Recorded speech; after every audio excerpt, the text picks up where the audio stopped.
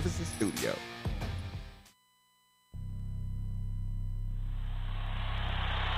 All in, I lay back and just listen to Marcus Maven. So sit back and relax and watch Maven. Break it down like this. Woo! Broadcasting live from the OPC Pest Services studio. Time for Middays with Marcus Maven on 93.9 The Ville. Now, here's Marcus Maven and Steve Rummage. Welcome back. It's Midday with Marcus Maven. 8150 93.9 is the number. 93.9 is the station. And people, we got an exciting day for you. I could tell by the conversation in the back, we have an exciting day for you. But first, Steve Rummage in the building, Brian Hall in the booth. Let's go. That was the door closing on the way.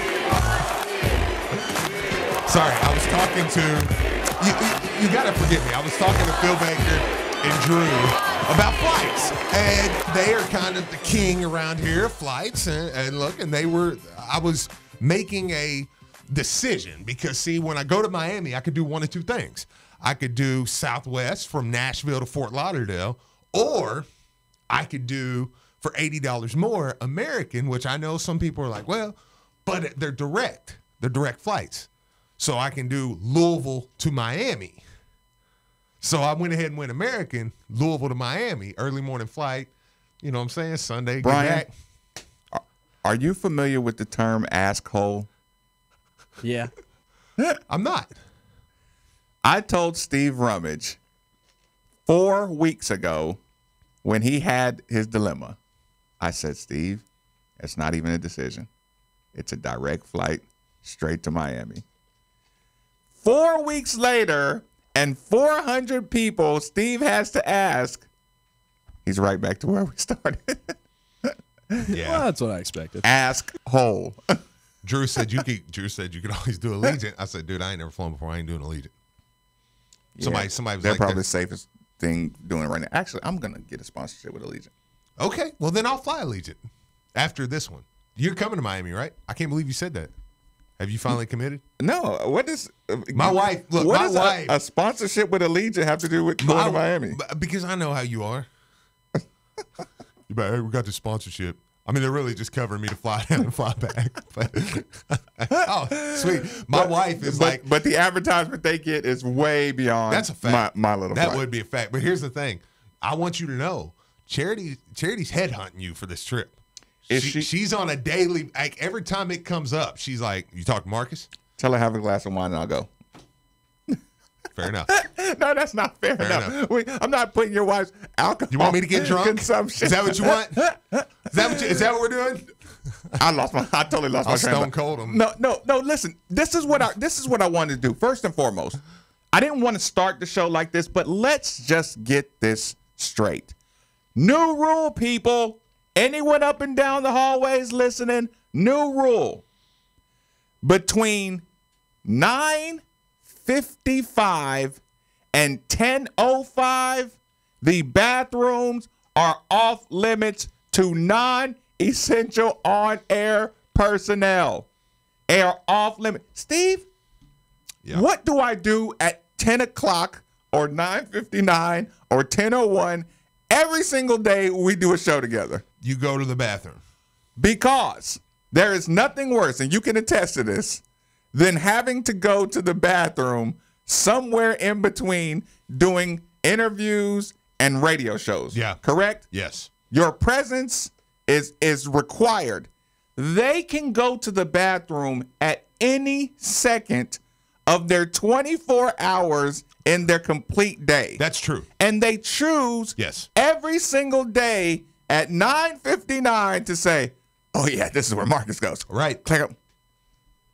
Right. It's got to stop. No, it does. It does. So, people, when you get upset about the show taking a little later to start talking about these interns that like to just run in there and lock the door and take their whatever longest break they have today. I didn't mean to start the show off with bathroom talk. We got some good talk today, some good discussion, some good things happening around the program.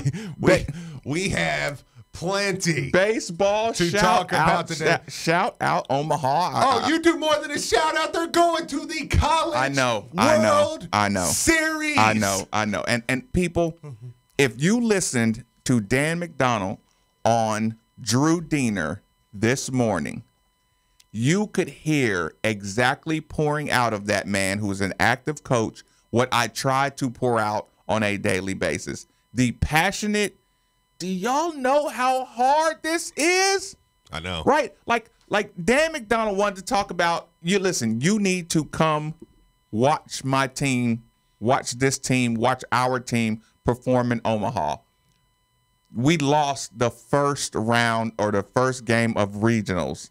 We had to win 3 straight to get to the super regionals. We had to beat a team out of East Carolina who was just fighting for their national respect, although we did waste them. We did. The fact is, the record to get the national seed, he was on Diener's show literally crying for your support and your acknowledgement. And for that time, I'm just like, I feel you. Yeah, I see. I agree. And the way it sets up, man, you're going now Saturday. You've got Vandy, which I'm going to talk for a second about this because here, you know how I said everybody has, as Louisville fans, there's a few different ones. You have some that are hardcore, that they are on game one, first pitch. Right. They're in, they're there, they're watching, they're in the seats.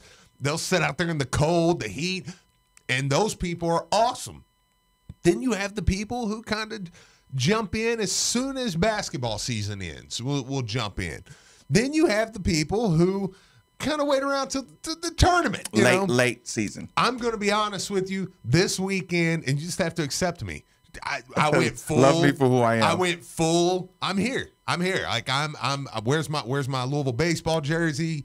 Like I'm watching the other games. I got a text message. Saturday is when they sealed it, right? Saturday. Where you at? ... Watching the game, of course. Yeah. Was my response. Right. Oh, the baseball game. Right?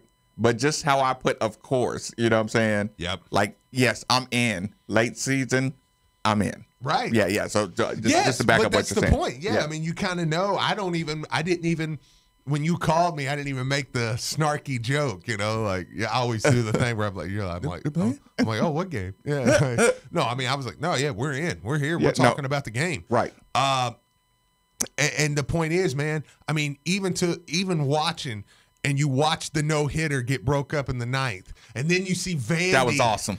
Yeah, I know. But then Vandy turns around and throws the no-hitter. And you're like, because you feel that rivalry. And you know that now we got them, and I'm rooting for Duke because I'm like, dude, I need Duke to win. So that way we can set it up. And now you got Vandy, Louisville, the rivalry game to open it up. If you win that game, I'm already breaking it down now. I'm like, okay. The no-hitter getting broke up was awesome. It was awesome. Like I know you got that error, you know what I'm saying? And you knew the no-hitter, like right after the error, you knew the no-hitter was going to get broken up. Like you kind of felt that coming. Yeah, that. But it was like, I was at home clapping too. Like in my living room, I saw the ovation he got. ECU did a great job too, acknowledging that was a good pitching performance. Baseball is kind of like golf in the sense that there is kind of a I don't know. There's kind of a camaraderie. The fan, like even if we've had a heated game, when that happens, the opposing fan base still kind of no hitters. We give props. Well, I guess now it's time to. I can take that. Oh, absolutely. Texter, you were right. We should have opened the show with that. But that's what happens when you lose it on Saturday. It's like I know. But it's absolutely worth it, man. I know. Sorry, Dan. Coach McDonald. I know. I'm glad he stayed. Yeah. Because it's fun. I mean, it takes you up into. We're talking now. I'm glad hopefully Dan we get McDonald another couple here. weeks. Like I was about to be sick. I'm not gonna say it. You're just trying to kill some time. No, he acknowledged it.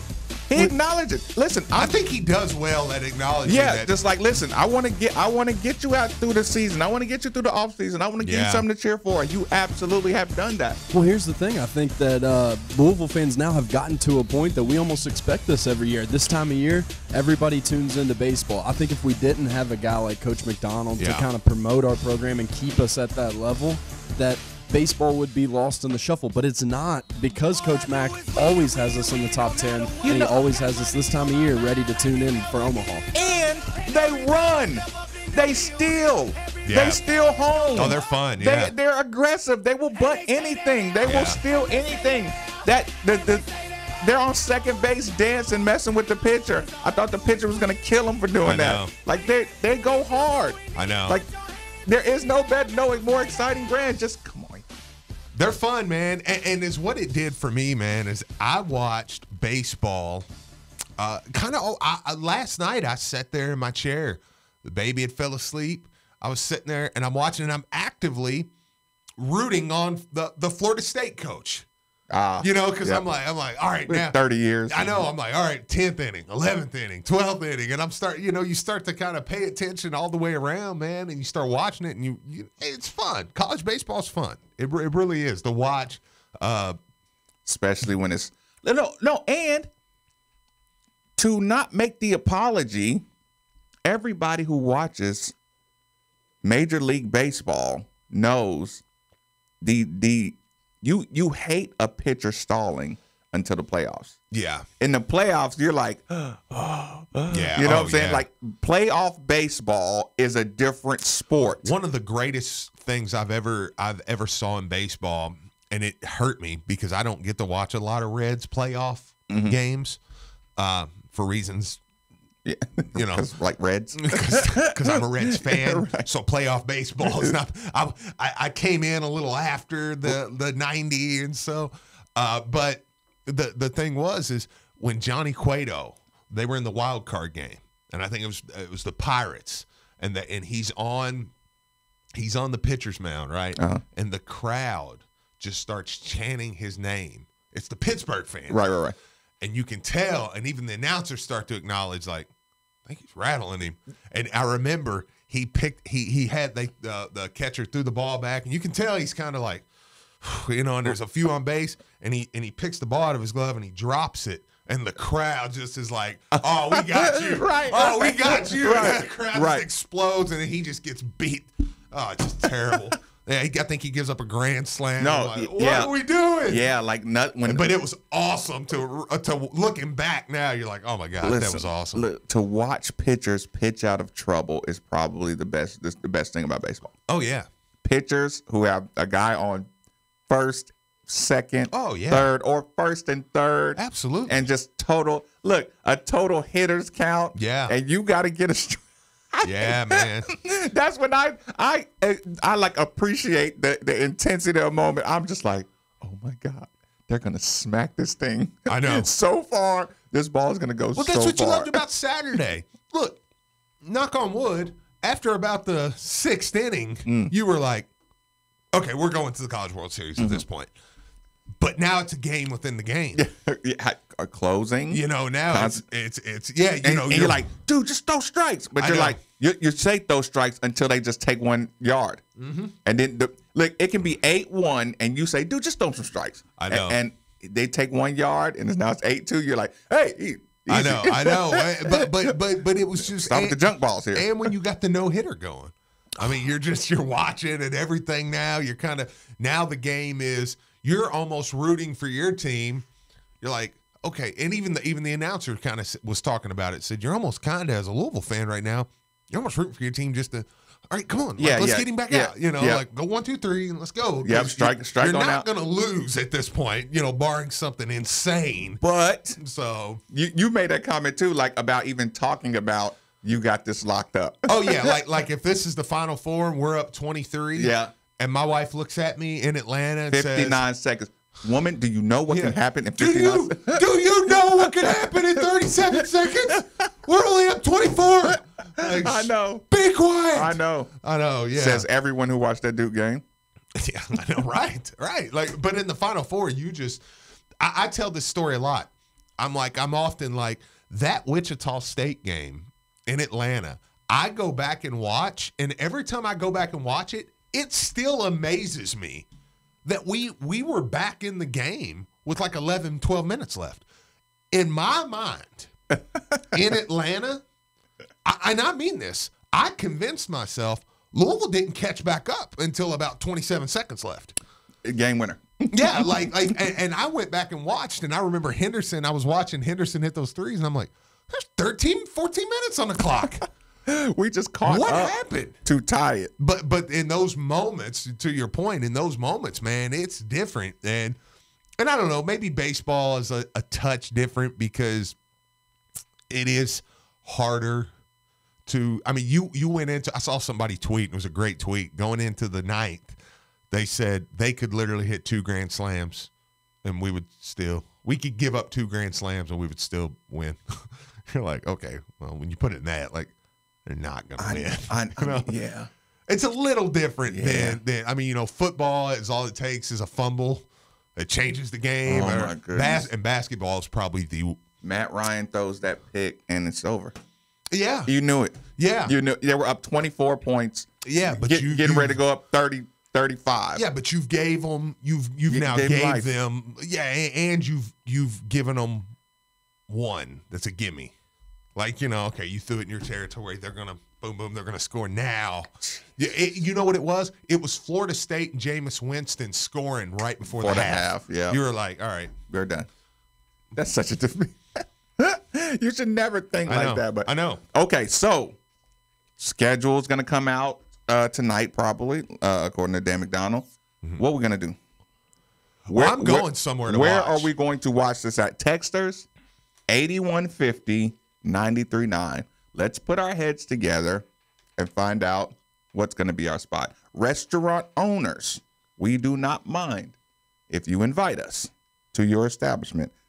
It'll bring out customers, guaranteed.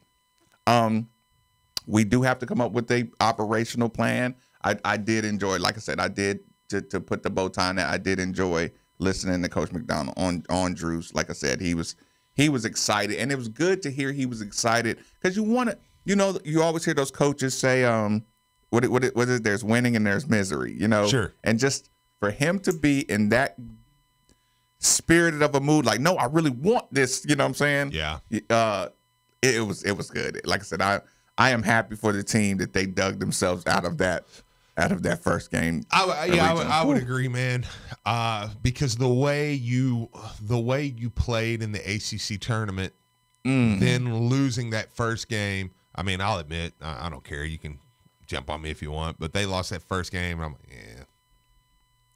It's like, isn't it kind of falling apart? Isn't it crazy how there's only that much space between being a dominant, team of the ages, being a dynasty? Yeah. Like, you're a dynasty or you're known for late season choking. Yeah. Sure. You come back, win those games, you're back at Omaha. Oh, yeah. You put up another sign that says Omaha, you're back in dynasty. Yeah. You're total dynasty. You go lose to Vandy, and then you take 2 straight L's. They're going to be like, they make it. I'm like, who sounds like that, Steve? First off, let me just say right off the bat, the worst thing I'm ever going to say in my life, I'm really happy with just making it. Because it's so hard. You give me a trip to Omaha it's every so other hard. year. Okay, I'm good. It's hard. Yeah. And keep in mind, we had the most depressing conversation with the baseball mind that we respect the most, and said Louisville was not going to be good this year. Oh yeah. So we came in like, dude, do we even want to? Yeah. Just what are they doing? You kind of keep up. You're like, oh okay. Oh wait a minute. They got. They're still undefeated? So they're rolling. Okay. All right. What do you mean? I thought they were supposed to be subpar. So that is, people, the text line's open. The YouTube channel is open for suggestions. We have to find a place, Yeah, because I want to get out and watch that one, man. I want to get out and be amongst everyone. I remember a couple years ago we went to Roosters out in One of them. One of them, Yeah, yeah. right, It was right. out in the East End somewhere. And but it was cool, man. Going out there watching the game, everybody's involved, everybody's clapping it up. I was like, yeah, this is fun. So yeah, I want to go. Tweet says, "Hey, Marcus, true sports fan will appreciate a good played game, even if it's players on the other team." I mean, that's a fact. Yeah, absolutely. I mean, unless it's the NCAA tournament or something or a game in the regular season that you lose, you're like. But I will say, there was a piece of me, Clemson Louisville that Saturday night, that when I laid down, I did have a little bit of a piece that was like, that was awesome. That was so awesome. We gave them everything they wanted. It was a Saturday night game, 2 top 5 teams. I mean, people were here for it. It too. was like, man, this is great. Yeah, when you represent yourself well, you're like, okay, cool. Yeah, cool. As much as I was hurt, it was like, okay, I can. That's why Minnesota hurt so much. No, NCAA, I don't appreciate a well played game. You losing a buzzer beater in the turn. See, because that's the weirdest thing about being around here. And I know this is summer, so we're just kind of having a phone conversation. Mm-hmm. But living around here is.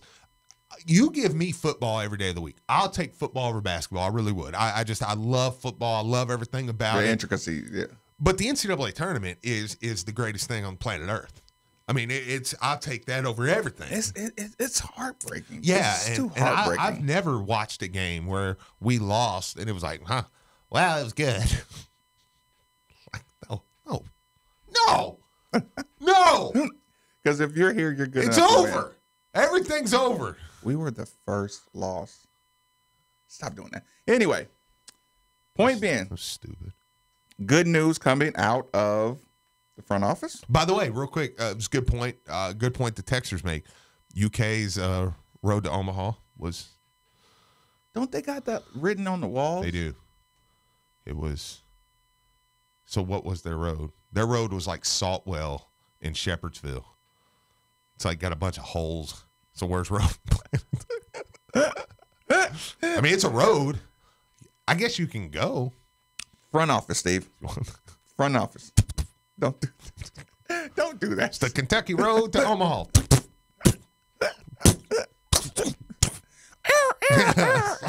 Awesome. They lose a bumper. What was that? Is that a coyote? I know. It's like their road to the New Year's. Front Six. office, Steve. Yeah, front office. Good news. I'm listening. Really good news actually coming out. I'll let you break it because you broke it to me. So apparently, this morning. Listen closely, people, and watch how even this gets spun into something like. Just fire away, Steve. Goodness gracious. So I'll just read it straight from Eric Crawford because he was there. He put in a lot of hard work. He showed up, and I didn't. To the Louisville Athletic Board meeting this morning. Some welcome news for U of L football fans. The board's finance committee has approved money to refurbish the 37,800 seats at Cardinal Stadium. Also replacing seats at baseball and softball stadium. The pink seats are turning red. All I do is win, no matter what. Got money on my mind. Of everything Vince has done, this may be the greatest. We needed that done. Steve, we needed that done. This may be Vince Tyre's crowning achievement. Listen, I tried for so long. I tried to downplay that. I tried to listen, just like Dan McDonald's, plea for how difficult things are. I'm like, do you know that all our seats are comfortable chair back, seats? They're very comforting, right? They're very form fitting, right? Yes. They're good chair back. They were built strong. They're wide. Right. They were built strong. Yeah. Like you were telling me about Notre Dame. Yeah. Right. Oh yeah. No, there were no seats. Yeah. Right. Every It's place. like going to Rupp. There's was it troughs to use the bathroom? Yes. Yeah. No, there really was. Right. But you get my point. Like chair backs at every seat in the entire stadium, and for me in particular, the accessibility sections are perfectly made. This is a perfectly done for perfect Louisville football stadium. Oh, yeah. I mean, just the way it started to the enclosing it, it's just been so nice. And to have somebody make a joke about Pepto-Bismol seats. Like, I ran those stairs as a young man. Like, you know what I'm saying? But you agreed. You're like, yeah, they do kind of look like Pepto-Bismol, don't they? I know. But never in public. Eric Crawford did add on, I do want to say, Eric Crawford did add on that they should majority be done. They should be done. So before Notre Dame. Before Notre Dame. That's what, and see, now, you see what I'm saying? Like, that's just the right thing. And it feels, and listen, Steve, if Marcus Maben, scours that crowd. Yeah. And I see that little blue hat guy, I'm locked on to him. I'm going to set my phone up. I'm going to set my phone into Zoom. I am going to find out, because I'm going to catch him pulling out his little pen, trying to deface like they do in the Yum. If I see that dude in that blue shirt. Yeah, don't touch my red seats, man. You know when you see it all scraped up at the corner, it's like, you know who did that. I know. Why did you do that? I know. Like you have a demon in you. That, like with the phone finger. Like if you tear that finger, or if you go to the beautiful, beautiful Yum Center and you say, bleep your couch. Right. As Rick James would say. Yeah.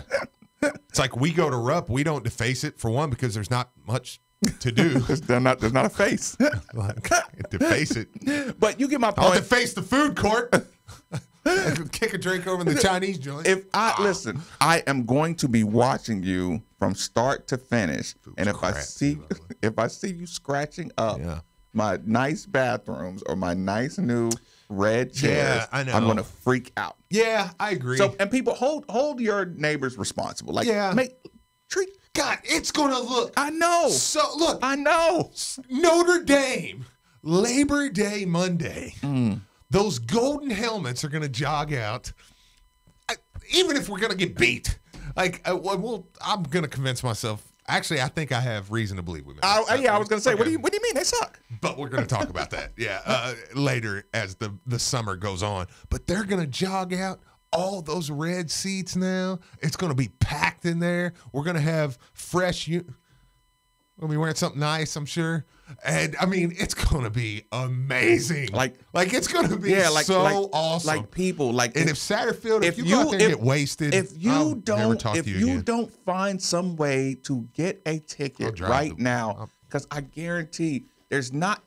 Listen, so mad. Clemson night, my birthday when we had them at home and we had the blackout. It was blackout against Clemson, right? Yeah. That was my birthday. I can't handle a crap the bed, dude. That night was like.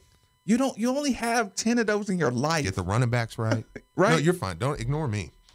I'm talking to Scott. People, you have 10 games in your life. I don't have time for this that crap. You don't even care about the result. We lose 56-7, I'll never come back. You would love to be in that environment, in that stadium. Don't test me. Notre Dame is still Notre Dame. I want to send a naked butt picture to Jeff Brom after we beat Notre Dame. These red stadium chairs are going to have us look at that 3-stripe end zone. Look at that. Can you imagine? Oh my God! Thank you so much, Texter. Awesome. Texter, who everyone should know. It's gonna be awesome, 8150-93.9. We do appreciate all the texts that go in. We actively read them. We really do get we're very interactive show, so we do get a lot, and I promise you, we actually do read them all. Yes, and look at them all, even though we don't get to them. But that picture, I mean, okay, the so stadium's awesome. You can kind of see the seats are already kind of. So now you imagine that coming all the way around. Oh my gosh, on that Monday night, Labor Day, we've cooked out all weekend. We've had a great time, and now here we are, and here comes Notre Dame with the golden helmets jogging out. Shout out to Rocco Gasparo. Yeah. Why are we shouting Rocco out? I like Rocco. I'm always down. Listen, because he is the reason. He's good to me. That we have those nice spots right at the corner. That is true. You know what I'm saying? Thank you, Rocco. And we do a lot of times give credit to Kenny, which is kind of the master of it all. Kenny is the new Rick. by the way. Did we talk about that Yes, on air? we okay, did. all right, yeah. We did say that. But yeah. No, that's awesome. God, it's going to be amazing. I know. No, don't crap it. Point being, Vince. Get it right. Point being, Vince. Hey, great job.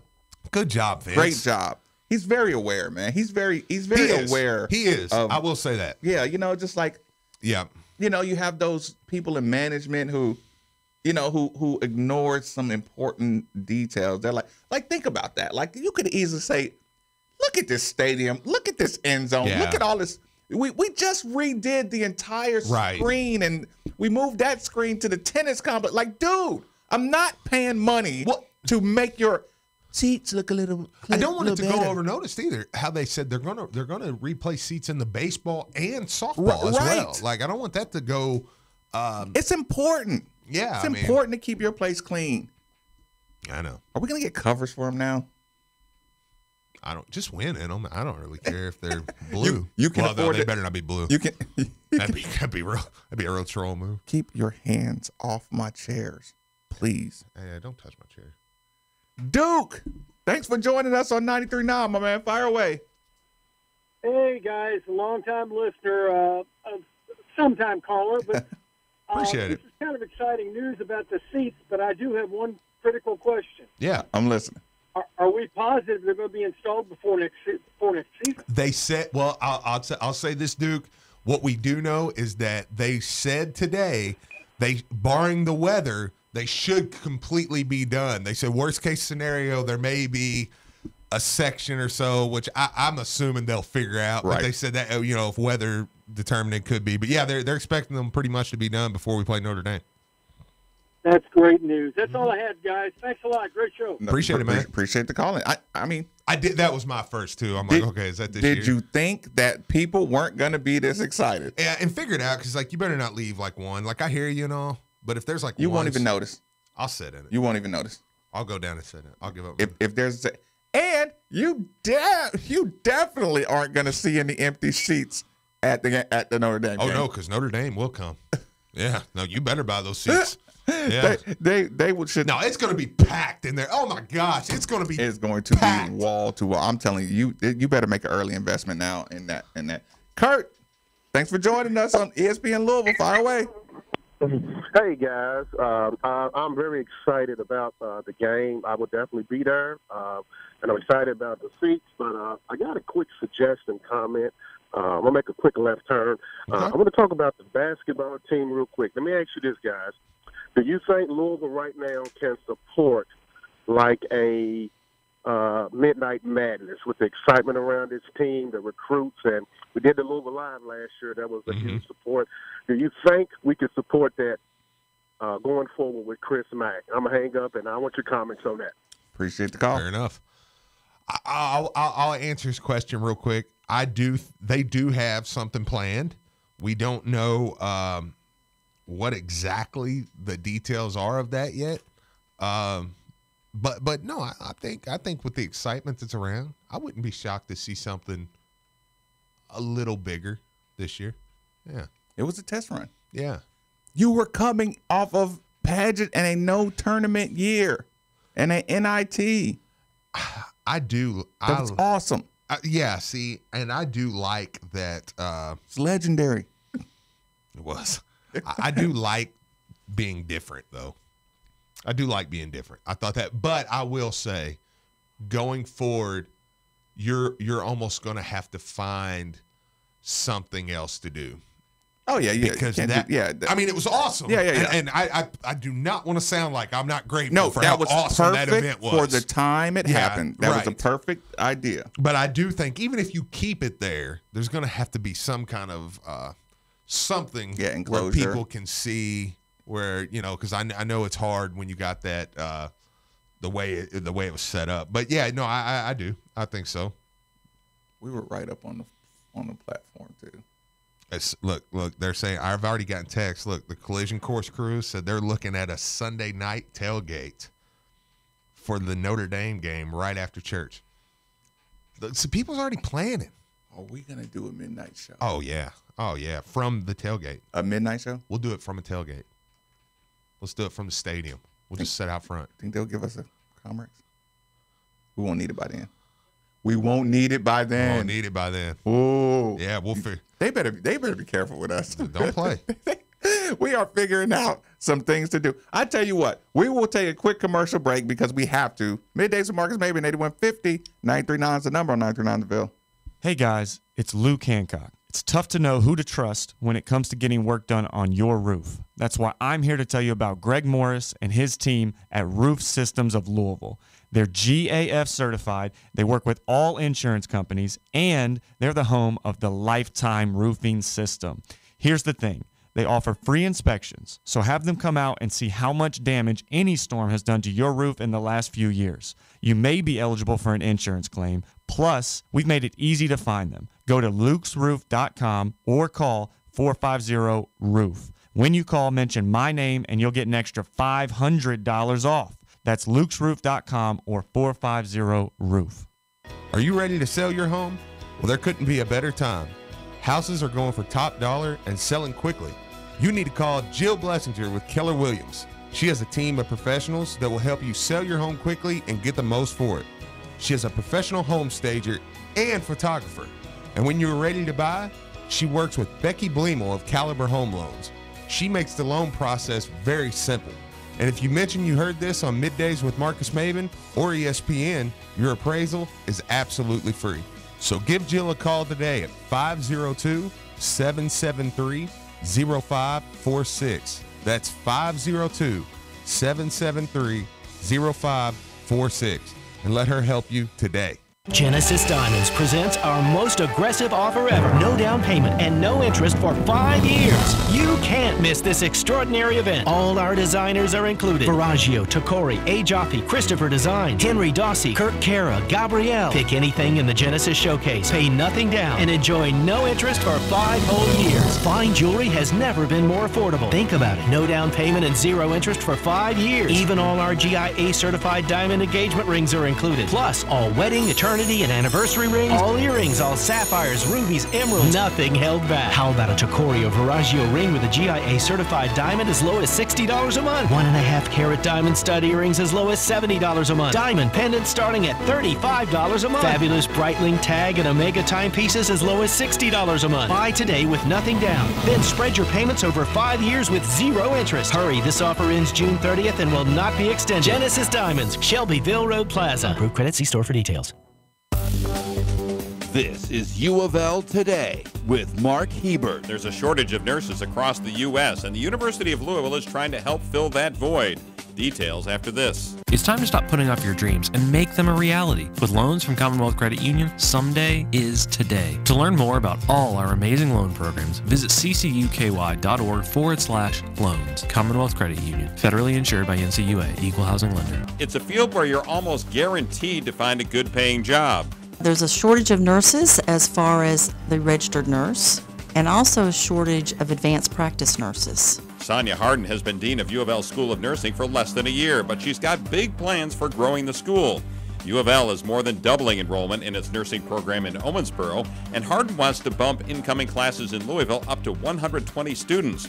Many older students are starting second careers. We have had a lawyer, pharmacist, school teachers, bankers, broad spectrum of individuals who decide that they really want to serve others in a different way. Our nurse practitioner programs that we have come on campus just 5 times a semester, and the rest of the time it's online. If you truly have a passion to be a nurse, we ought to find a way to help you be a nurse. Filling the Louisville area's healthcare needs for today and tomorrow. We are U of L. Hey, this is Steve Rummage, and I have one question for you. What good is having that beautiful home with that beautiful view if you can't see through the grit and grime of your windows? Or every time you try to open them, it feels like an extensive workout. Let's face it, you and your home deserve better. That's why I'm here to tell you about Windows Plus. They have the best free lifetime transferable warranty, best installation in town, quality products, doors, windows, siding, and gutters. They've also been voted most efficient in 2019 and have an A+ Better Business Bureau rating, including all 5-star reviews, which means they're exactly what you've been looking for. So go visit them at 11501 Plantside Drive in Louisville, Kentucky, or call 502-494-0120. Again, that's Windows Plus, so make the call. Great job, Steve. Thank you. Thank you. Thank you. Thank you. With UPS, future you graduates from Metro College with zero debt. How? As a package handler, you'll have a great Hey, Marcus. college. 100% of your Hey, Marcus. Hey, Marcus. Are you gonna have the stream off right now? Cause I can play some actual music if you want. Keep it non-copyright. NFL, the Final Four, and best sports talk. Download the ES. I was like, we can go back to some of our actual songs if you want, while you have it off. This is Drew Diener, and you're listening to 93.9 The Ville, live from the OPC Services Studio. What? Oh, I thought you wanted me to play it when you start talking. Sorry. You want me to do it next break? Yeah, we'll just do it that way.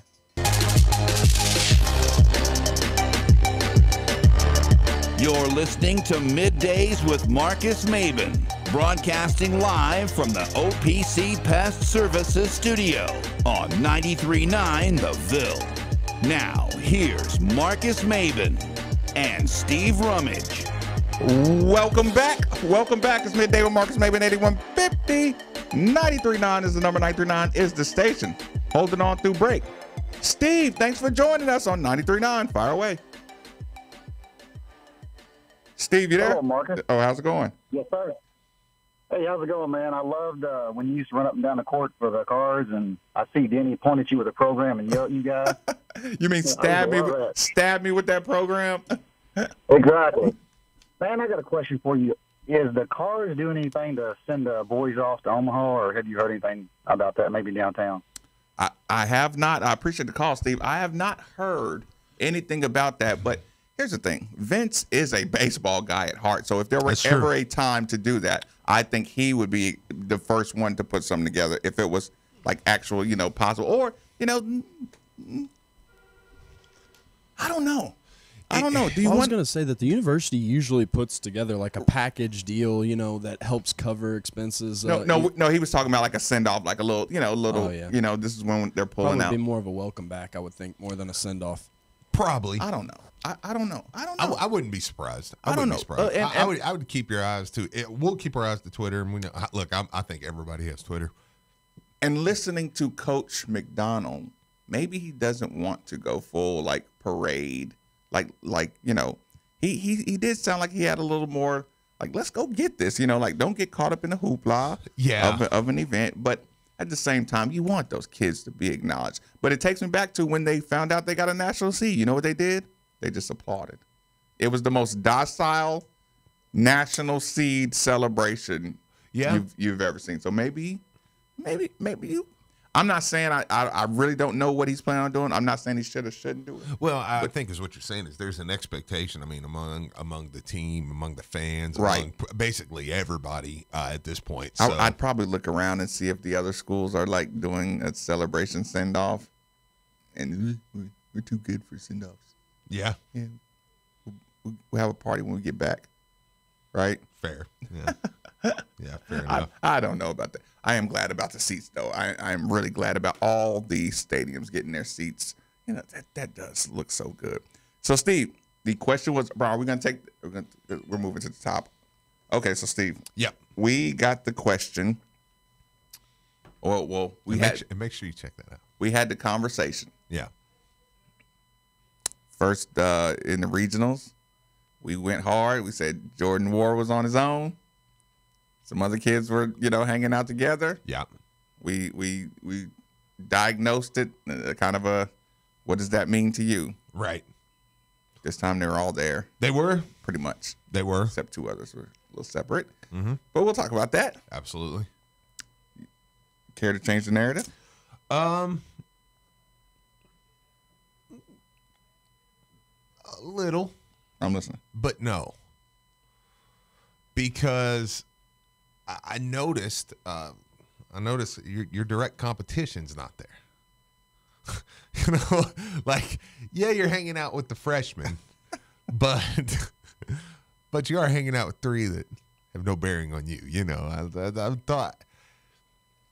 But maybe the freshmen. I will say this. You know, maybe the freshmen know what they're doing. What do you mean? We're going to cling on to Steve and Jordan. We're going to follow them. We're going to make you like me. You know, I'm going to make you like me. So it looked like when you just kind of body language them, it looked like they were following how to be Louisville players. Yeah, I thought so. And there may be a little bit that is with those three that were with them. Which three were with them? Josh Nickelberry, Quinn Selinsky, and Jalen Withers. Yeah. Those are three that I could see a guy like Mac or the coaches saying, hey, go hang out with them. Get with Jordan. Yeah, get with them. Get with them, you know, because that's – Jalen, I need you to be a scorer.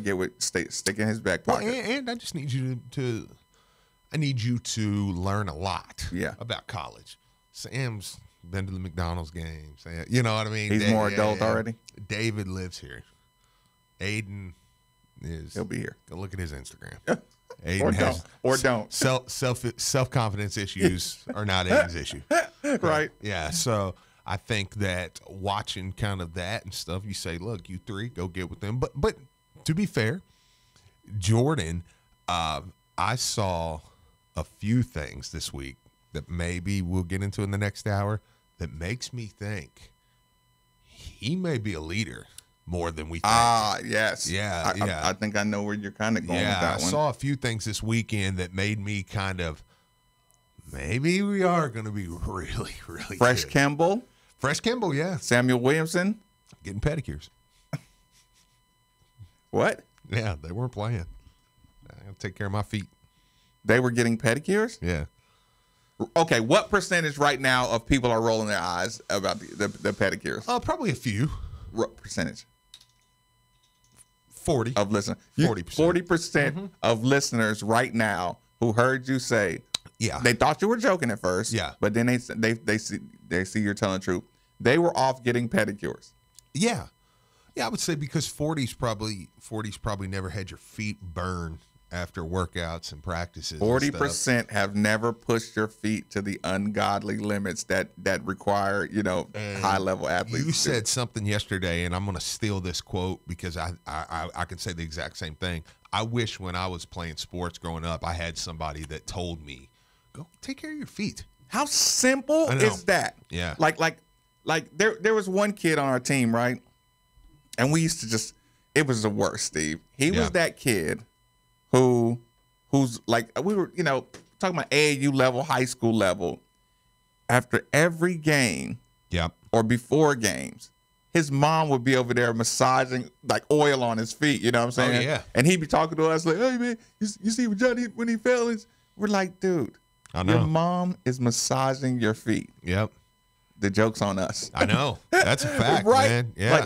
Like that's one of those things, like just one of the smallest things is your balance in life. I've laid in bed before and my feet just ache. And and just the damage you do when you stop and your hairline fracturing your toes every time you stop. And there's one thing that people never account for that you don't think about with athletes and stuff, especially in basketball. When you start a new season, you get new shoes. Those new shoes, they're basketball shoes. They're made to fit you in a manner that your ankles don't roll. Right. So, and especially in high school, and they're good shoes, but they hurt. Like you go through, in college they may help you out a little bit more with what you can do. As a young man though, like you ignore the real fit. Like, listen, the team shoes or the Flyers shoes are what you're wearing. You don't care. I was going to wear, I used to actually go play pickup in Nike ACGs. Do you know what those are? I don't think so. Nike ACGs. I know people from my era. The transition from Timberlands and high techs to Nike ACGs. ACG stands for all conditions gear. Okay. They're mountain climbing shoes, but they had a bit of of a sporty look to them. Yep. Right, and they were always awkward colors. Like the body would be brown and it had some purple in it, you know what I'm saying? Maybe a green stripe, you know what I'm saying? When you had a green, green and white uniform or something, and you had some brown, you know what I'm saying? It just looked so fly, Steve, that I did not care at all about what I was doing, the risks I was taking. I played I forgot what happened. I think you go back farther than that, like Nike ACG boots. Okay. You know what I'm saying? Okay. Like it didn't matter, but I think what happened is one time I the black streak. Some shoes streak up the floor real good. Yep. And then they banned those. So I think the pair I had on left a big. Yeah, I'm not quite that one, but they were like mountain climbing style shoes. But I didn't care at all, at all. It was like, boy, you can't play in them. Yeah, I got game. Yeah, no, I'm good. But yeah, so don't see. That's what I'm talking about right now. Like once those started hitting, like think about that. If you got a red uniform on and somebody show up in them, you're like, damn, what the hell are those? Right. So yeah, I played in Nike ACG boots out in public. Yeah. And like I said, right before the season started, it was like, yeah, Marcus, you can't. I know. On a real basketball court. Fact. But yeah, point being, Fresh and Samuel were out getting pedicures. Yeah. To the 40% that rolled their eyes, those are the two that are the most serious. Not really. I mean, I'm not putting that on them like that, but what I'm saying is it's easy to say the guys that are serious about doing the little things. We remember how excited we were about Stephen Enoch saying how important it was to take care of his body. Yeah. We said, okay, that's serious. Yeah. When you say get the eyes, because I'm telling you, we talked about a little earlier, you don't want to be at the basketball complex when you've been lifting weights here, you've been playing basketball, you're getting your extra shots up, you got the academic responsibilities. The last thing you want to do is sit in here and get a 40-minute massage, and people who are rolling your eyes, you're adults. You're adults. You ache, you need massages. These kids don't even know that they need them. They don't really feel better, like, I've been stressed for them tension. You know what I'm saying? No. But they know this is what I'm supposed to do. Actually, you rarely feel better right after a massage. It actually hurts worse. Right, yeah. Actually, but I'm talking about these young men. Yeah. 18, 19, 20. They don't really, they're not their muscles aren't calcified like that yet. Yeah. But they just doing that to know you're supposed to do that because you're supposed to get soreness out and feel better tomorrow. That's a mature thing. And getting pedicures, like I said, at that age, is very mature if you're serious about that. Yeah, but you're right. Now we're gonna get into some detailed stuff that we plan to talk about. Brian Hall, go ahead and play us out. People, you're gonna want to be here as soon as this break is over. Middays with Marcus Babin, 8150 939 is the number, 939 the Ville. At Woodbridge Winery, our philosophy is life is measured in moments, make the most of them. That's what guides us every day. Robert Mondavi founded Woodbridge in 1979 to make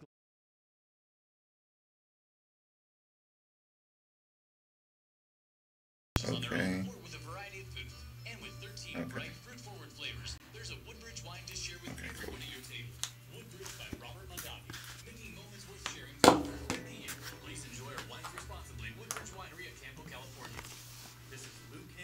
Financial advisor with ClearPath Financial of Raymond James. As much as I enjoyed talking U of L sports on 93.9, my true passion comes out when helping people. Vision works. Our team of financial. Yeah, what about that? Hey, you need to be sending some messages. I did this morning. Robbie hit me up. He said, "Can I come on tomorrow?" Okay. I was like, "You gotta come hit the studio and down when you get here." Okay. See what I can do. Yes, we need to get him in. That'd be strong. That'd be real strong. Old Hoopers. You're right. Yeah. Look, people, the boots, ACG, whites and blacks, those were fire. Yeah, them things look good, man. That's funny. That's funny.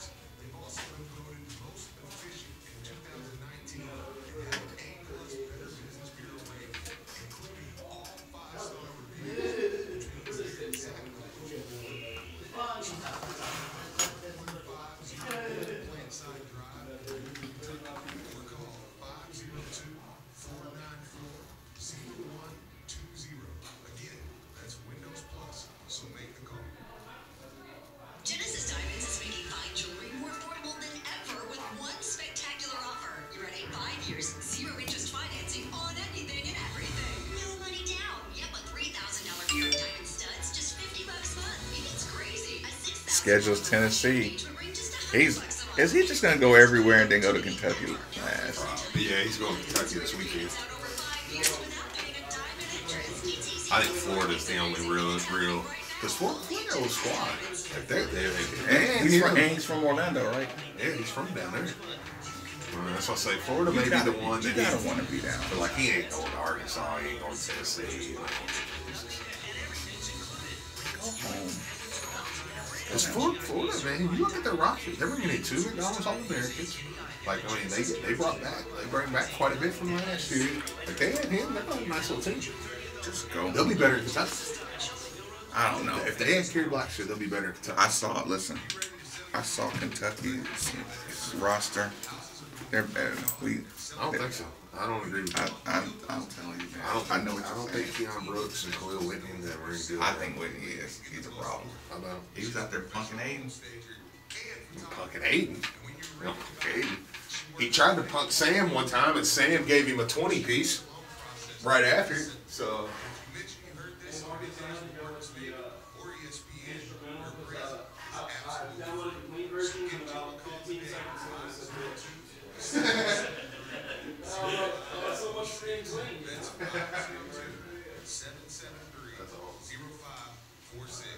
Let her help you today. Cards fans, it's an exciting time to support your teams. With all that excitement, celebrate the beer made right here in Louisville. Great Flood Brewing has long supported U of L, and we can't wait to see what the future holds. Visit the Great Flood Tap Room on Lawrencetown Road to see all we have to offer. As always, visit us at greatfloodbrewing.com and follow our story at Great Flood Beer on social media. Thanks to 93.9 for being the best dang station in the city, but you knew that already. Go Cards. Hi, this is Scott Depler. I'm the head basketball coach at Belmont University, and I want to invite you to join me every Monday night from 7 to 8 p.m. on 93.9 Sports. All sports, all levels. Football, basketball, baseball, thoroughbred racing. Everything's on 93.9. This show is about you and your opinion. I may not agree with it, but I will respect you. Monday evenings from 7 to 8 on 93.9 The Ville.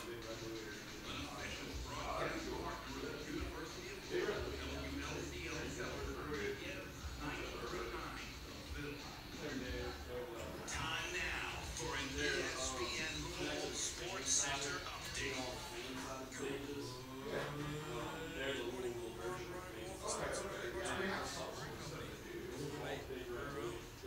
Number 17, baseball team made 2 games for the rest of the Super Bowl. 10 North Carolina weekend.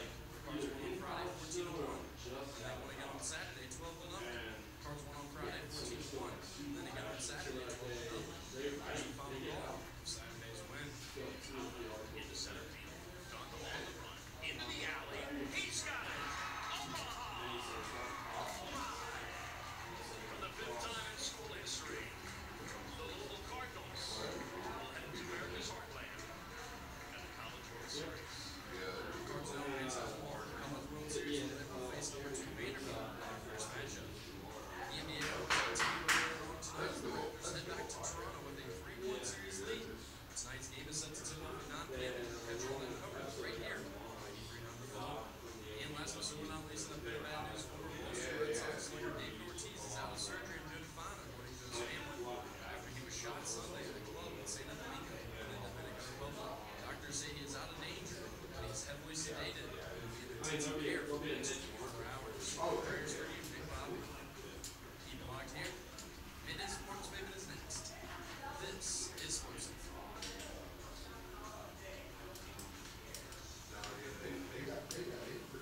Hey guys, this is not another male enhancement commercial. I'm here to tell you you're getting the most delicious wings in Louisville. I'm talking about Wing Zone. I'm talking about 17 amazing flavors delivered right to your door. Wingzone.com. You got it. Have you been in a car wreck? Insurance companies can be really tough to deal with on your own.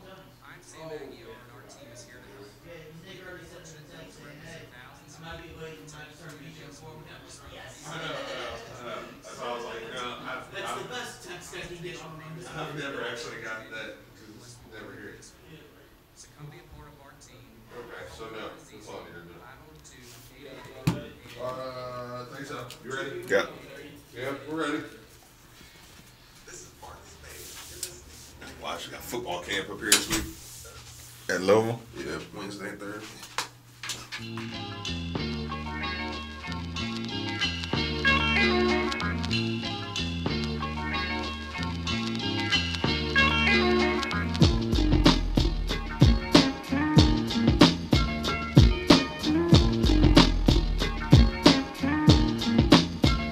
Middays with Marcus Maben on 93.9 The Ville is broadcasting live from the OPC Pest Services studio. Now, here's Marcus Maben and Steve Rummage.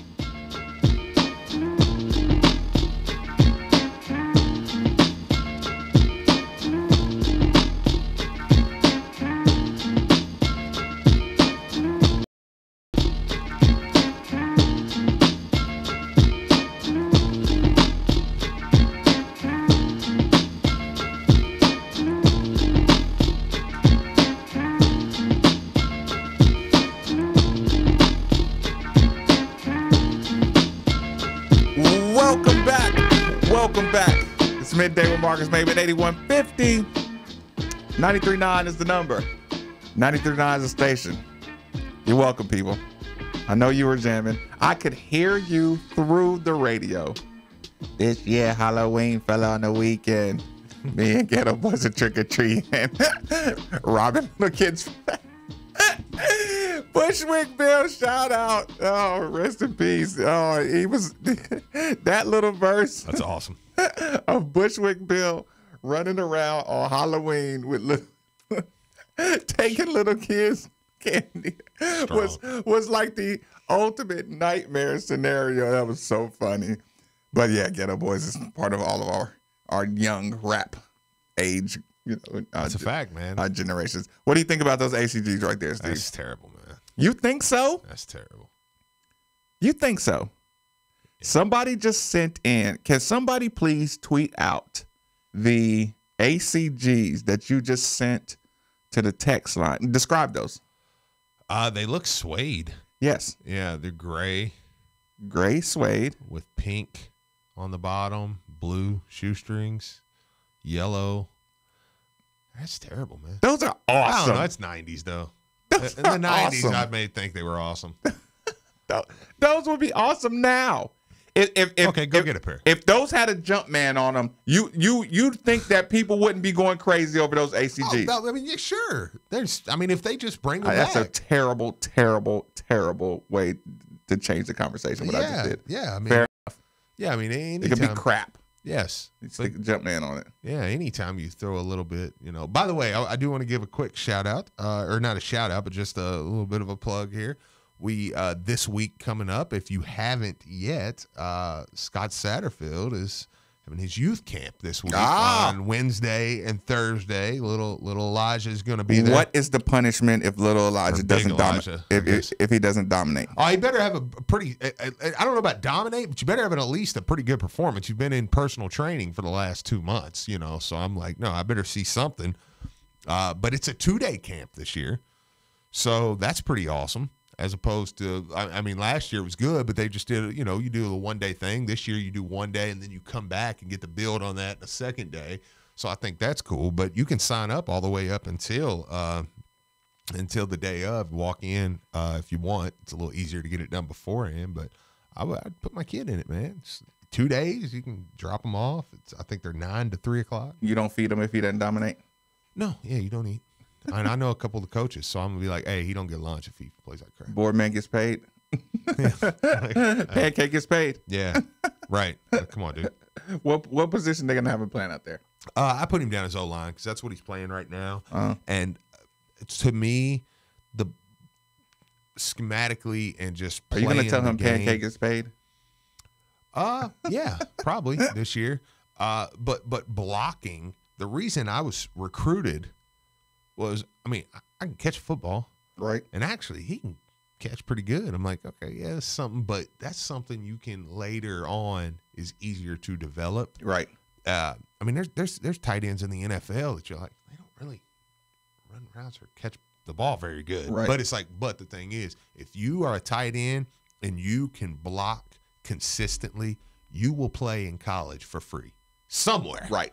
I'm not saying you're going to play for, Louisville or necessarily or play for, Alabama, but you will play for free in college if you can block consistently as a tight end. So I'm like, no, go ahead and play some O-line. This dude's moving up the B team this year. He said the weight limit's 120, 121. He's like, I'm only 123. I'm like, stop. Don't. He is 123? Yeah, dude. He's a monster. But he's tall. Right. So he's not like just. Right. Runty. Yeah, I mean, so he's got the size. I'm like, don't blow it, man. Because, dude, this little guy behind you, man. You said he can go. This little, no. I'm saying the 9-month-old behind you has got some length, bro. It's a hoss. Look, speaking of, since we're talking young, I guess youth sports level, our last conversation that we're going to have of the youth, not college level, is Indiana, Kentucky All-Star. Okay.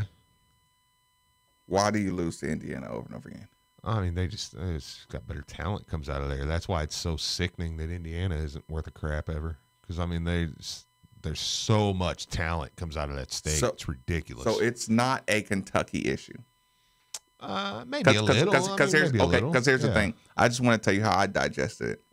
Jinko jeans. You see that those losses, those kind of blowouts, right? Yeah. And then you say, locally in high school talent, what was our conversation for a lot of this time? A lot of time we talked about kind of the way to do things, KHS AA. Yeah. You've talked about it ad nauseum, all the political aspects.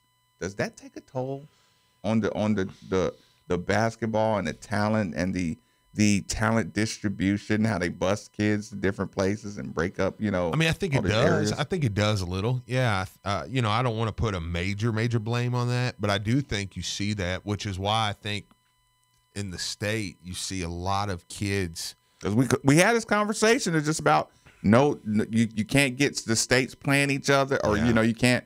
There's so much political pressure on in city versus out of city, and nobody wants to play each other because you don't want to go into Louisville and lose. And you see a lot of kids just times when there's big time recruits. I mean, unless they are a local city kid that just is going to stay, like Quentin did, David Johnson did, Ray did, but you see a lot of kids, man. But Ray and David, it's different when you go to Trinity, right? They go prep. A lot of kids leave the state because I think a lot of that happens. See, that's what I was asking. Like the talented ones that don't want to be victim of because we've saw guys be ineligible. Yeah. And then certain guys get eligible immediately when they choose a different school. Like, so you give me a percentage of how much you think that's taking its toll on. I mean, because it matters. Oh, it matters. I mean, probably I'd say 30. I mean, I think it matters. Right. And I think at 30, the reason I say 30 over like 20 or 25 is I want to say, okay, it's enough that it does matter. Right. I mean, it's a 4-player difference. Yeah. In your state. I don't want to be caught up in the Kentucky politics. 4 players that are powerhouse players that just say, I'm gone. Kids really don't leave the state of Indiana, man. I mean, they play there. They play all the way through. I mean, you go back and look. I mean, do you realize? They don't have that city versus state boundary. Yeah. So we can go play anybody. They can come play us competition level. Sure. Like, do you realize, for instance, Kyle Guy played in Indiana. Well, he played his high school career all through Indiana. Now, I mean, he's the perfect Indiana guy. Like, well, yeah, Steve. Yeah. There's nowhere else he would have played. Right. But I mean, there was one time. I mean, there was a point where Sean May played in Indiana. Mm-hmm. Greg Oden, Mike Conley, all those kids played in Indiana. I mean, you could run the list down. I mean, Indiana this year, had a 5-star, a couple 4-stars. I mean, they're just. And they have a state pride. And you look at Romeo Langford wanted to stay. They play in this game. They play. McDonald's All-Americans I play. should have ran that question. By the way, happy birthday, Derwin Webb, by the way. Yeah, shout out. Coach Boo Brewer was the coach of the team. I guess I should have asked him, was there a talent disparity in it, or what he thought about it? Yeah.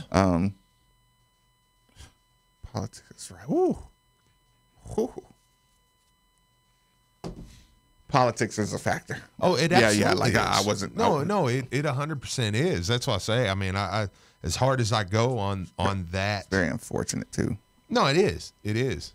We had a caller just call in to remind us over the weekend, a North Oldham baseball player, I'll have to look up his name, recently committed to Auburn. North Oldham baseball player recently committed to Sure, on the basketball? I thought he said baseball. I think it was Justin Powell. I'll look it up real quick. Plays basketball. We didn't lose somebody to Auburn. Well, we didn't. Yeah, We didn't lose anybody. He has to walk on here. I was like, you're not allowed to go take scholarship elsewhere if you come from here. We didn't lose anybody. We got exactly who. Yeah. Yeah, we didn't lose anybody. You're correct. It is Justin Powell. He committed to Auburn's basketball program. Yeah, to me, that's a loss. You either walk on our bench, or you wait for a scholarship. It's fair. Or you go to prep school here or something. Yeah, I can see that. But whatever. So it says Powell spent 2 seasons at Trinity before he transferred to North Oldham. I remember you talking about that. Left. I think he left. Yeah. He went somewhere out of state. Yeah, I remember Montverde Academy in Florida. See? I remember you for talking his about junior that season. Yeah. So he played 2 years at Trinity. He went for his junior year to Mount Verde Academy in Florida, then came back to North Oldham for his senior season, and now is heading to Auburn. And didn't he try to go somewhere else, and they told him he wouldn't be eligible or something? I mean, it's possible. I mean, there's a kid, David Sloan, who just committed to K-State out of JUCO that played with Jay Scrubb. That, I mean, they almost ruined his career. Was that the kid you were always telling me about? Went, tried to come back. They said no. You got to sit out a year or something. Yeah, I mean, they almost ruined that kid. So okay. So when we went into break, you threw a tease out. You said there may have been some things that you noticed over recently that Louisville fans should keep an eye out for. Right. Jordan Nwora. Mm-hmm. Well, start off, we talked about a picture earlier of Jordan Nwora hanging out with the freshmen. I coupled that with what I saw in this picture. And what I saw in this picture was Jordan Nwora. Jordan Nwora looks good. Like his body, go back and check this picture out. If you hadn't already, I think I retweeted it yesterday. He looks like he has melted himself down. I mean, he looks in tremendous shape right now. Is he just skinny? No. Has he just gotten skinny? No, I don't think so. I remember him being so much bigger. Yeah, but I mean, even the other day at the press conference when he walked in, it was like, he looks really good. I mean, like he has put some work in to look the way. And here's the thing: he had a tighter shirt on. Right. When I saw him, you know what I was thinking? Something that psychologically cracked the whip on him. Yeah.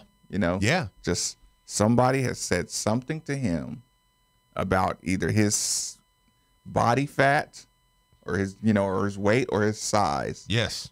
Go look how skinny he looks shoulder to shoulder. It's funny, Enoch looks a little bigger than he did in person, but if you look at the interview, you can see how much weight. It looks like and they're both just now getting back. They look like they've actually lost 12 pounds apiece.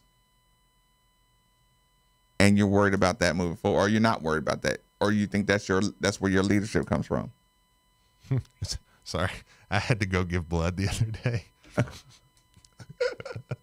Were you checking your results? I had to go give blood, and I just got a phone call from the because we're doing that In Good Health thing. It was going to burn you yes, up. I knew it was them, so I was like, I have to check this message. I could be dying. Why didn't you just do it live on the microphone? What? Just check. Just listen to the message and hold it to the microphone. See what this. Okay. No, don't do that, Steve. Do not do that. Okay. Good news. Everything came back great. Cool. Yeah. So congratulations. I'm good. So.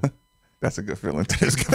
All right. Yeah. No. but ask your question again, because I was just trying to figure out if I was going to live or die. Jordan Wara, leadership through weight loss. Yeah, no. Well, here's the thing.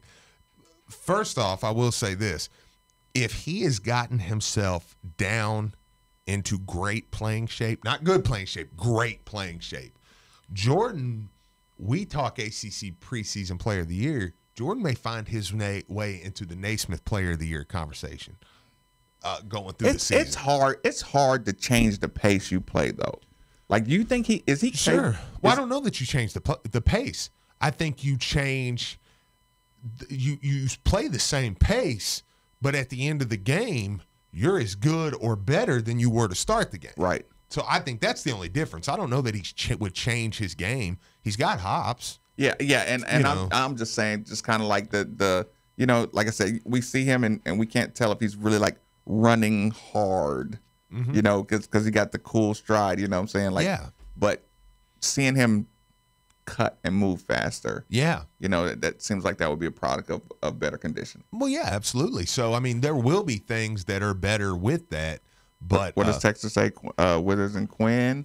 They did, and I will say this: while immediately looking at the picture, I was more impressed with what Quinn looked like. After some research, Jalen impressed me maybe because they were standing on a little bit of a slope. Yep. Okay. Jalen Withers at the low end of the slope was as tall as Jordan. So that means Jalen is a legit, probably an inch taller than Jordan. Which to be fair, while they play the same position in the system, I think Jalen is more of a 4, where Jordan is more of a 3, playing a 4 in a 4-out 1-in system.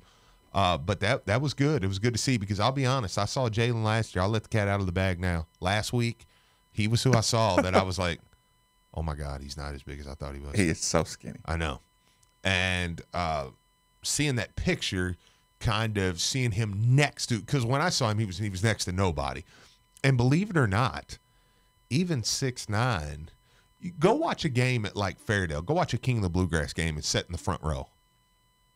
You won't realize how tall. You'll be in the front row, and you'll be like, I think I'm 6'10". No way. We'll go stand next to him, and you're like, oh, yeah, he's 6'10". Like, it looks different. So seeing him walk down the road, I saw a 6'2" Jalen Withers walking in at about 85 pounds. It was like, oh my gosh! Say, when did Quan Ford get back? Okay, yeah, like that's Ryan with a wave cap on. Like that's what I thought. I was like, this is terrible. Right. Yeah. So it was seeing him in that picture kind of reiterated to me that okay, he is a legit. He's legit. He's 6'9", probably 6'8.5", 6'9", which is good. I can handle. Yeah, I was gonna say, he's a good size. Yeah, like I said. If he has a motor, if he has that kind of motor. Well, motor's the only way he gets on the floor this year. Now, I won't back off that. He's going to have motor's the only thing that gets him on the floor. Like a stupid motor. Yeah, because he's not physically, with what we have coming in. As much as we say the ha-has and we like to have about, okay, these freshmen come in. Okay, yeah, but look at Aiden compared to him. Like, they're not even on the same planet. Like, he will have to physically develop to get in. By the way, did get a little bit, I know it's not breaking news, but you told me, and I don't know if I'm overstepping here, but we did get a little bit of a word last week in a conversation we was having about Aiden from somebody who is very in the know with Aiden. Yes. That said the hype is real with him. Yeah. On the workouts, on the strength, on the. Yeah. He takes it very, very serious. That was good to hear. Yeah. That was good to hear because some people can be an Instagram guy, and that's kind of what he comes off as. I was worried about it, but yeah. So to hear that from somebody that would know made me feel a lot better. Rank the players on this team right now. Okay. No, you get no time to mess around. Rank these players right now. Okay. Jordan, number 1. Very simple. Okay. Now, what are we just ranking? Just overall. Just player. Just overall players. Yep. Okay. Jordan, number 1. Malik, number 2. Steve, 3. Sam Williamson, 4.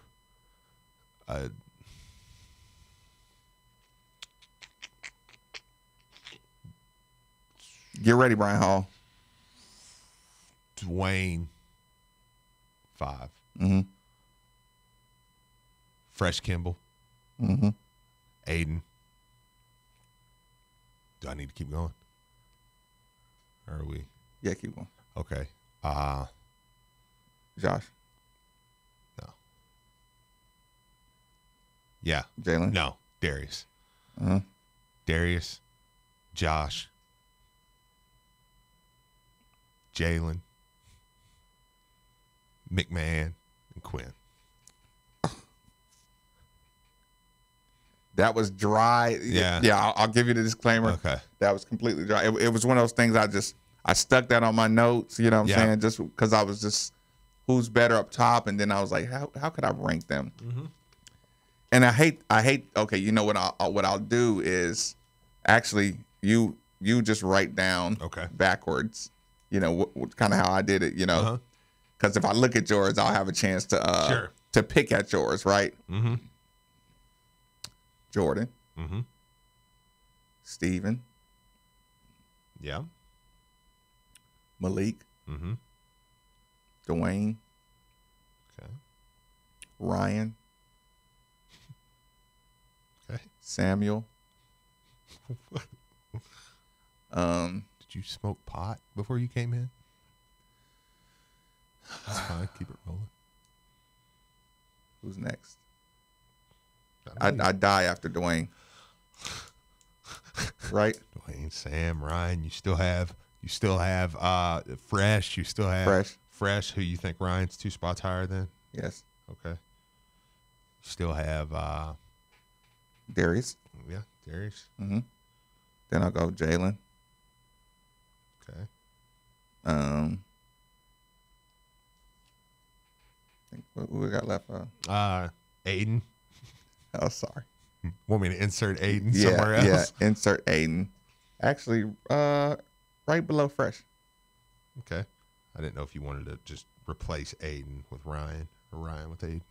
No. Okay. Is that it? And Quinn. Yeah, Nickelberry. Oh, Nickelberry. I would put him behind Aiden. Behind Aiden? Yeah. Ahead of Darius.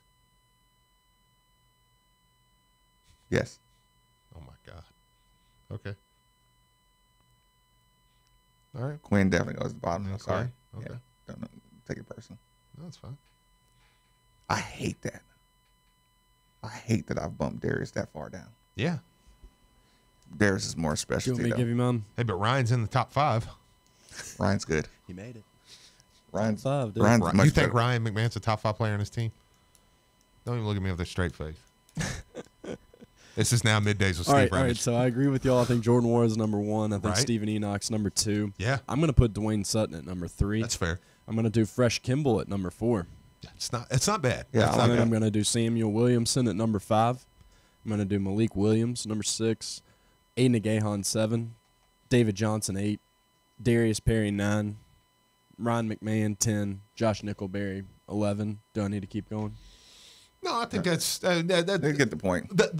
I think that's legit because I mean, once you get to the top 6 or 7, I mean, that's really what you're trying to. And you wanted to know why I did that too? Just really dry without the thought. Okay. Just because I'm going out on the court. Like of course I could really think about it and make a good list, right? Right. But I wanted you to see how I thought of I'm going out on the court right now and I'm grabbing the guys I want. You know what I'm saying? Yeah. So that's why I'm like, And you accidentally grabbed Ryan, No. and you don't want to tell him to go back, so you're like, crap. no.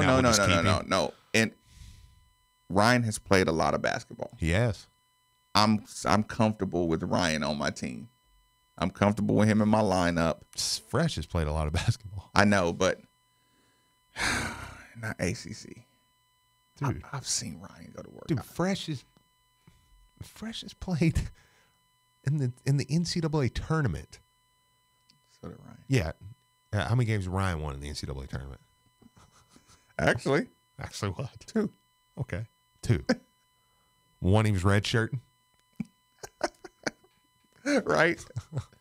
I like him on my court. I think you'll revisit that at some Oh, point. of course. And you'll be like, no. I'm wrong. My point was I wanted to do it with no thought at all. Yeah. I'm just grabbing guys, just going down. I'm not like saying, this guy got more, his guy can shoot this guy.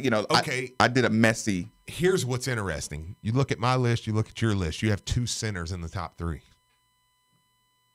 Both of us. We flip-flopped them. Yeah, and that could go either way. I know. Like I knew what you were doing. But the point is, man, I mean, 2 centers in the top 3 of your team. Darius and Ryan should really be switched, right? Yeah. And what I'm saying about that, maybe I just woke up this morning like not a Darius fan. Okay. You know what I'm saying? Because I'm like, dude. Yeah. And yesterday when we were talking about we were talking about random games. Yeah. And he stunk it up whatever game it was. It was like the first Pittsburgh game or something. I was like, dude, get off the court. Yeah, no, a game I watched the other day. I mean, I watched Miami Louisville. I mean, he kept shooting those. He picked the perfect time to take the bad shot over and over again, and it just killed me. Well, and you have, I mean, Ryan has less time with the ball in his hands. So, I mean, like I said, I go back and I watched with Padgett, with Lonnie Walker and stuff. We went down to Miami and played. And Ryan hits a few big threes. That's right. So I think that when you look at and you do the comparative highlights, Ryan's going to look better right now. I think look better than Darius, because you're going to say. But I think that is kudos to Ryan. While I don't think he's a better player than a lot of these guys, I do think Ryan plays his role extremely well. When he has to play outside of that, like more minutes or so, Ryan starts to struggle. But if Ryan can play his he's minutes, good though, man. So I'm trying to make an argument for you putting him where you put him, which is ludicrous. No, but it was quick. It was quick. I'm not gonna let you like that. You put Ryan in top 5. Yeah. So, but he can start. If I'm a center, but if I'm making an argument for why I have him that high, I would say because the dude knows his role, and when he can play his role, and on a team as talented as he's going to have this year, he's going to be able to do nothing but play his role. He could be lethal, and you say, okay, well then, while he may not be the 5th best player on the team, he may be as an importance. Yeah, you could put him importance. There. Yeah, absolutely. No, listen, there was a reason that I grabbed him. Like I said, I was literally walking on the court with my team. Like, I want these. Like I said, I'm gonna go play some basketball. These are the dudes that's coming with me. Sure. Like I said, I could, of course, like I wasn't trying to build a roster. Because I could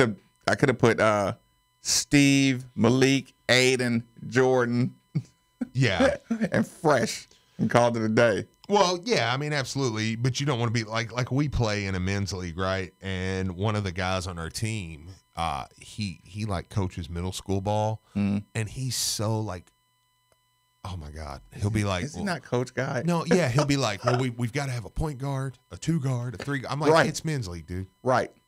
No, we don't. Right. We got to have 5 dudes that can play basketball. Right. Yeah, like I was really just doing that. Just who do I trust? Who do I trust on a basketball court? Yeah, because I'm not in a men's league going, okay, well, if we run flex, I'm technically the 4. Well, first off, I'm not running flex. I was going to say, are y'all running flex out there? Oh, yeah. Well, I'm technically the 4, so I got to pop up first. And no, I'm not doing that. But yeah, no, I could make that argument. But here's what I love about doing stuff like what we just did, because both of us had at least one moment where you were like, oh, crap, yeah, he's on the team. Mm-hmm. Oh man, I'm already 7 deep, and I'm like, oh yeah. Mine was mine was Aiden. Right. Because I purposely tried to write Aiden off. I know. Because dude, freshman, anything you give me is gonna be if you give me my 9 minutes a game, my 11 minutes a game, where you out here playing like an idiot, like, and I mean that in a good way, just going crazy. It is fresh. Okay, let me ask you this, because we had this conversation off air a little bit. But is Fresh Kimball to you, or is Fresh Kimball being good, not great, but being good to you the most important thing going into this season? Because it may be to me. Okay, here's the thing. The thought that pushed him down on my list is my fear that, like the fear that I tried to brush away earlier. He looked kind of chunky when he played. You know what I'm saying? Yeah. But that's coming off injuries. He had that kind of weight thing. Watching him, and there's a lot of Northeast point guards look like that though. Right. No. If he's healthy, it's going to be awesome. Okay, yeah, I was going to say because I mean you can go back to Elamine back in the day. You know, I mean there were a lot of Northeast point guards are stocky. Yep. So here's the thing. That's the only reason it didn't jump too bad to me. But here's my problem. He has a move, right? A step back move that he uses all the time, right? Yeah. It's kind of one of the staples of his game. I'll just say this so we don't get too nerdy. He has a style of play where he puts a lot of pressure on his right foot, right? Okay. All his moves put a lot of pressure on his right foot. And I'm watching him, I'm like, is that foot going to hold up? Right. So going back over and watching this tape over and over again, look at how much pressure he puts on his right foot. And I'm like, that thing can feel the brunt of an ACC season. Oh, that's fair. You know what I'm saying? So I was kind of, I'm looking for somebody else to give. Somebody's got to give him some minutes. Okay, because here's where I worry. If he's not what we hope he is, and I think there's a lot more that says he will be. Why do you think I brought up Ryan's name so I know. fast? Then I would legitimately say, okay, I'm a touch worried. Like, whereas right now I think it's very easy to go straight to, they're going to the Final Four, they're going to be this, they're going to be that. I mean, he has to be. Yes, you're right. Like you're saying, Fresh Kimball is like him being good is the most important story of the summer, in my opinion. Much more than the freshman, much more than. I could make an argument David Johnson might be the most important, glue guy. You know what I'm saying? Sure. Like if he can help bring the ball up the court. But I'm just saying I think that we all have penciled him in as the starter or pinned him in. Yep. Fresh. I think we've just said, okay, Fresh will be good enough. Boom. He's a starter. Okay, well, we're set at start. Well, now that everybody's back and the roster's here and the dust is settled, now you start to, I don't want to say doubt. Darius at? What do you mean? I didn't see him on the pictures. I haven't saw a lot of guys. I don't know if everybody's back yet. I need to see what Darius is looking like. Yeah. Because I shouldn't be putting him so far down on the list, but I'm so mad at him. No, he is back. We saw him the other day. Yeah, that's right. Yeah. Yeah. You got a haircut. Sorry, Darius. Yeah. Eddie said what up. Yeah. Sorry, Darius. Right. Now, man, really, look. Now move him up. I so know. now it's Jordan, Darius, right. Steve. I just went back over that moment when I was looking at him getting ready to go get a workout in, and I'm like, did I just bump him down? Yeah. Like, yeah, I'm just mad. I'm emotional. Don't worry about Darius. So I'll see you again. I'll give you a big hug. D, thanks for joining us on Middays with Marcus Maven. What's on your mind? Fellas, listen, I was at the drive-thru at KFC, and I was listening to y'all's debate on y'all's top, 10 or who's the top people. And why is everybody, I feel like everybody's kind of sleeping on Williams, poor kid. He was a starter at the beginning of the season. He's got a good skill set. We had him top two and 3. Well, here's the thing. Okay, I got you. All right. Well, maybe I misheard. But I think you all are right, though. Seriously, Fresh, in order for us to go the long haul, he's got to be the number 2 player in your all's little draft. So, Warren, we know he's the lock. He's not got to be the number 1 guy. But I think that we need a point guard to get a guard play wins championships. Yeah, listen, no, I appreciate the call. Thanks, Brian. Thinking about what you're saying, the more we even bring up Fresh Kimball's name, I'm like, dude, he has to be like the ultimate point guard guy. Yeah. Like you have to be Cassius Winston level ball handling. Yeah. Yeah. Yeah. I think that you need to be. I'm not hating on Ryan. Just wouldn't put him in the top 5. Me and Ryan have a similar camaraderie. You can listen. You can say things that you can be harsher on Ryan. Yeah. Than I can. Yeah. Because once I start going that he's not an athlete, then it's, of course not. Yeah. Right. Of course you don't think Ryan's good. Right, yeah. But I wish you would put Ryan on me. Yeah, like, okay. Right. But yeah. I'm reaching. Like I said, I'm reaching for Ryan. I'm reaching for Darius because Fresh has to be good. Because I think you're doing that subconsciously.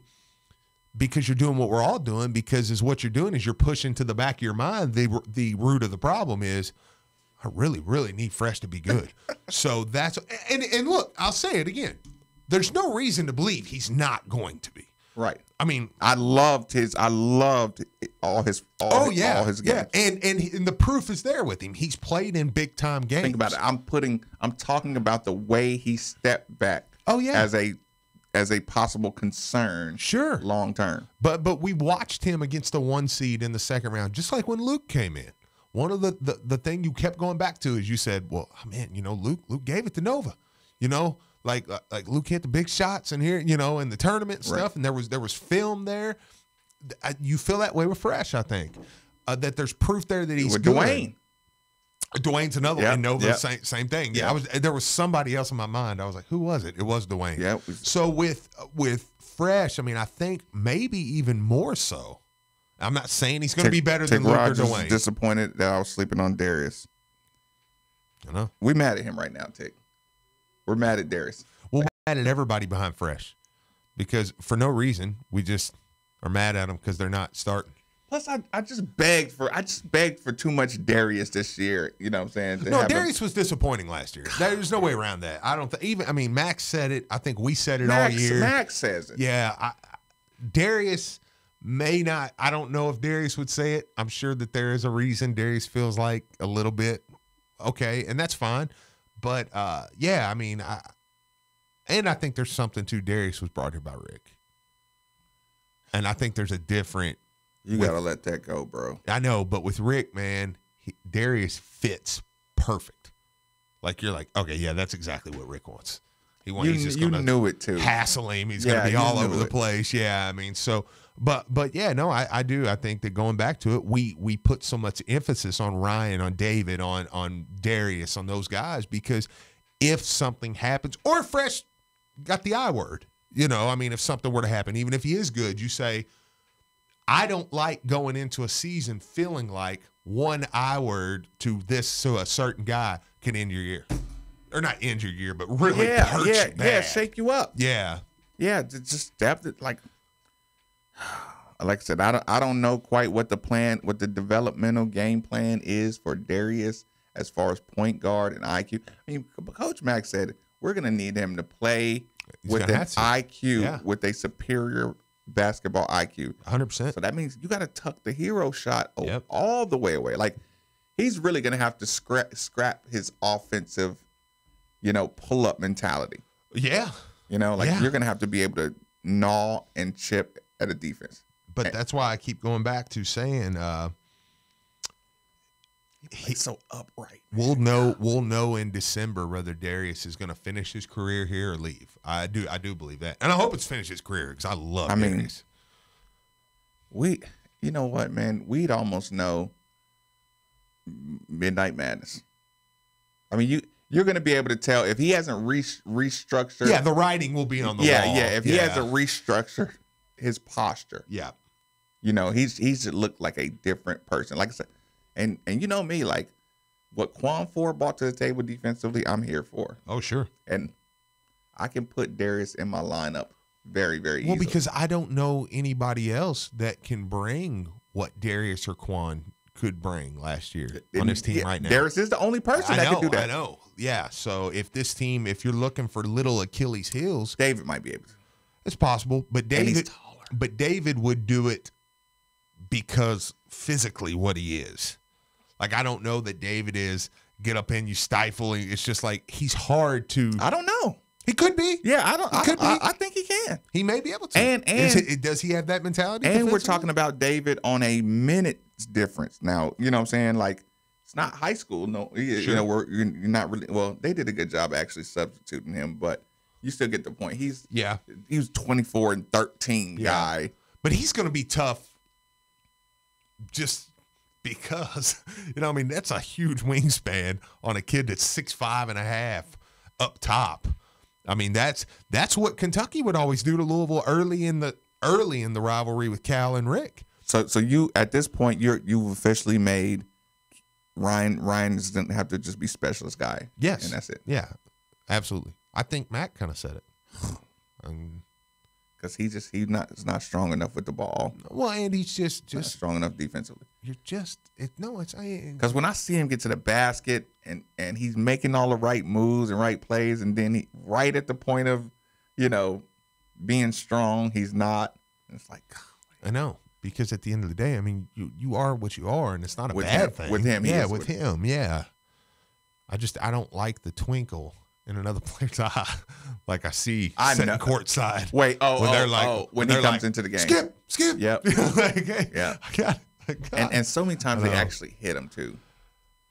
Well, like sometimes Ryan forces them into taking a tough fadeaway, and when they score it, you're like, it's just because they were able to get it. It's just because it was Ryan. Mm-hmm. Yeah, because they were able to get it and they didn't worry. They knew. Yeah, so the longest you shoot fadeaway it with more confidence. Yeah. But if you're a specialist and you come in, what did Phil sit there and say the other day? Phil Morrison sitting there and talked about being a specialist. I mean, and I think it's right with Ryan. Be what you are, dude. Let it fly. Come in, knock those shots down. That's what we need you to do. You'll hit, and watch. Ryan will hit a lot of big-time shots this season doing that. If he, I was going to say, man, dude, David and some of those guys, like David, may be able to keep him off the court completely. Absolutely. If David, and you're saying that's what you're hoping for?